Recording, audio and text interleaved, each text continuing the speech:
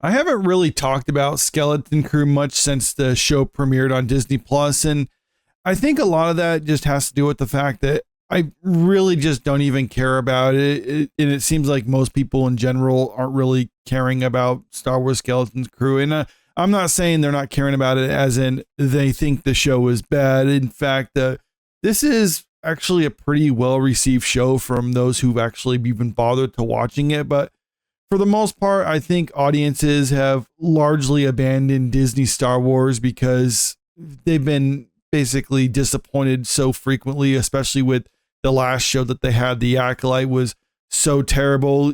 Disney even had to make the announcement in order to try to appease shareholders that don't worry, you can invest in Disney because we canceled that piece of crap show. No one's going to have to worry about it anymore.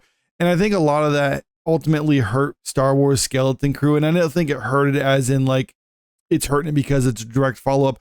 I think it was pretty much just an example of Disney Star Wars being a damaged brand at this point, or right now with the reception to Skeleton Crew, with people just not even bothering to watch it.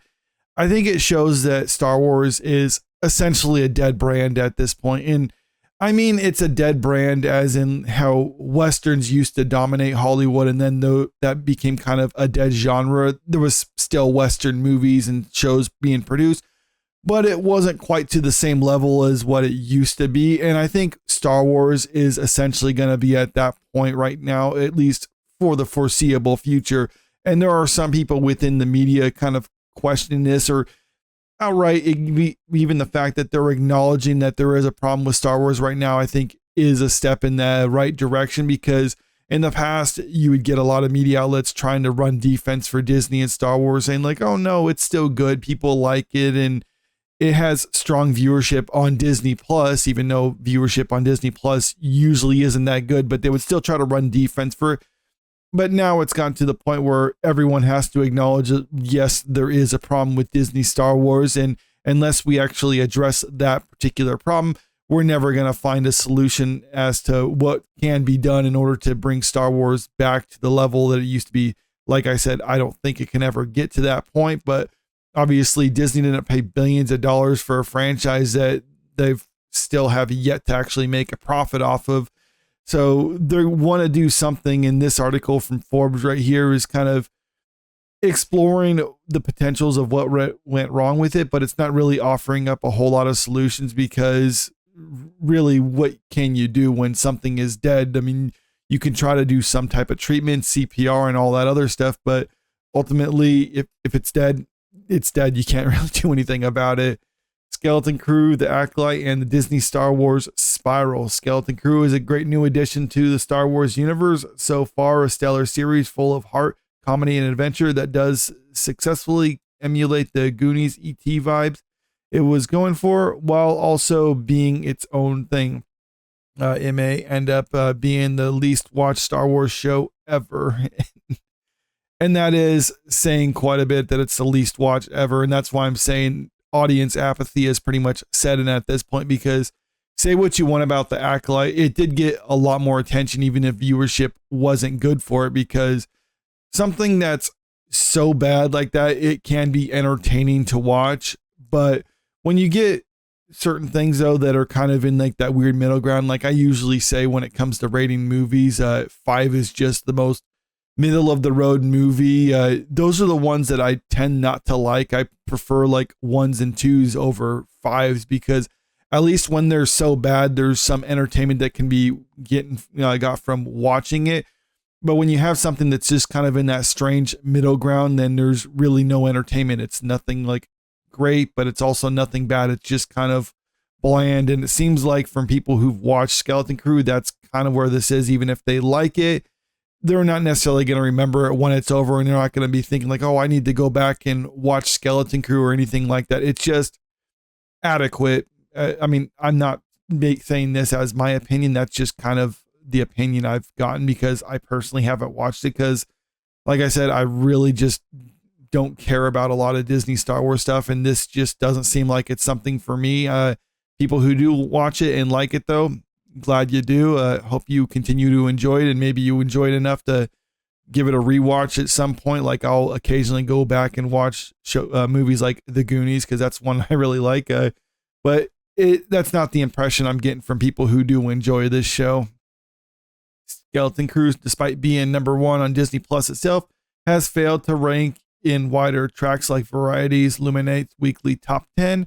It did not chart either during its premiere week or its second week. The Acolyte at least did in fact chart at first, but as we know, then went on to become Disney's least watched show. The one before that, Andor, Disney is now in a death spiral when it comes to what exactly to do with Star Wars, and it does not seem like they have a terrible coherent plan to emerge from it, the issues, and then it just kind of goes into various problems that we've seen when it comes to Disney Star Wars.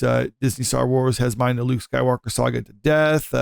That's true. They need to kind of get away from the Skywalkers and all that stuff, and they've tried to do that with some of their other shows. The Acolyte definitely tried to get away from that. They failed in their attempt, but I can give them credit for at least doing something different. Skeleton Crew is another example, but that doesn't seem to be working for them. So it's not that they necessarily need to get away from the Skywalker stuff, but what they need to be presenting is something satisfactory. And so far, we really haven't seen that. No one watches those shows. Just talking about the Disney Star Wars shows. And yeah, they were kind of interesting at first. I liked the first season, or actually first couple seasons of The Mandalorian. And I liked the first one better than the second one, because the first one felt like it was doing something different, just a bounty hunter set within the Star Wars universe. All right, that's cool. It made the galaxy feel a lot more fleshed out and expansive. And then when they start adding in a lot more familiar characters in season 2, then it kind of lost me a little bit, because I mean, even though I enjoyed season 2 for the most part, it was one of those things. It ironically made the galaxy feel smaller when you start introducing all these familiar characters. I like the idea that you can have these separate stories going on at the same time frame of all these other stories that we know about. And yeah, it feels like it's so disconnected because the galaxy is just so expansive. It really doesn't have enough room to, or there's more than enough room actually to tell all these different stories, and they don't coincide with each other. I like that better than when they started making it feel like it was all connected. Then that's I think it lost it a little bit right there. And you can see with the audience reception to season 3 of The Mandalorian, it was, I think a lot of people kind of agree with me on that one, even if that's not necessarily why they didn't like season 3 as much as the previous ones. I think that does play a part in it, at least somewhat. It does not matter whether the shows are good or not. Andor is universally recognized. And yeah, this paragraph right here is basically just saying people aren't giving Star Wars the benefit of the doubt. That's when you have a damaged brand. If you have a good brand, then people be like, okay, well, that last show wasn't good, but maybe this next one will be good, so I'll check it out. Or that last movie wasn't good, but I'll still check out this next one. We're not getting that anymore. People are very much taking these as individuals, just treating it like it's its own show, separate from everything else. So when they see a Star Wars show that's basically a kid's adventure show, it doesn't matter that it's Star Wars. People are just thinking like, well, I'm not really interested in watching a kid's adventure show, so that's why they pass it up. If you had a solid brand like Star Wars that still had a following, then people who would not ordinarily be disposed to watching a show like that would still check it out, but they're not doing that these days. Far and away, the biggest issue is that all Disney Star Wars content, Star Wars or otherwise, has an astonishing price tag. And this isn't necessarily why audiences aren't watching it, but it's also harmful to Disney and why it's bad for them, because they are spending too much on many other shows. The Acolyte, for instance, cost a couple $100 million for them to produce, and it got very little viewership. And perhaps with the few people who are watching it who did like the Acolyte, if maybe they made it for a significantly lower budget, like let's say $50 million, then they probably could have justified continuing it. But since they spend so much money on it, they're trying to make something that appeals to, or that needs to appeal to everyone. And they're essentially making stuff for niche audiences. And I think it's better off to make stuff for niche audiences, but at lower budgets. That way you can try to cater to just a specific group as opposed to trying to spend so much money that you need to appeal to everyone. Because usually when you appeal to everyone, you're not going to make something that everyone loves. You're just going to make something usually at best people just like. And right now, when it comes to Star Wars, they don't need people just to like it. They need people to love it and to champion it.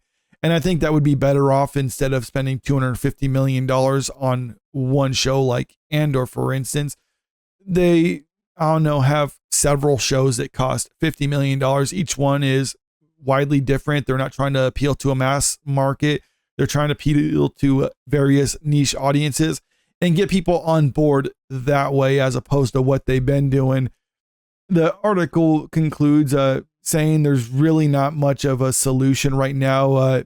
It does make some suggestion like that I personally agree with, where maybe shelve it for a couple years and basically get people excited about Star Wars again. So put it on the back burner and then wait. And then when people are actually kind of hungry for more Star Wars, then announce some big movie. And that's another thing it says is there needs to be more Star Wars movies out there as opposed to just making these shows, because Disney Plus is essentially a vanity product for Bob Iger.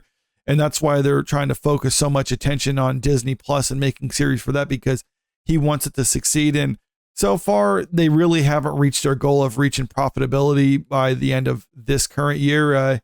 They try to say they did because they're factoring in other things like Hulu, like, oh, with Hulu, we're profitable on Disney Plus. It's like, yeah, but with Disney Plus on its own, it's not a profitable platform. So they failed in that regards, but they're still continuing to push that because they want to make their streaming service work. And I can understand that, but I think it would be better off if you focused your attention on a Star Wars movie be released in a couple of years, get people excited about that. Then you put that kind of stuff on your platform, as opposed to launching stuff on your platform that people just don't really care about from an IP that is essentially, like I said at the start of this video, dead at this time. But let me know what you think about this in the comment section below. What solutions do you think Disney can do in order to get people back excited about Star Wars, if you think that that is in fact possible?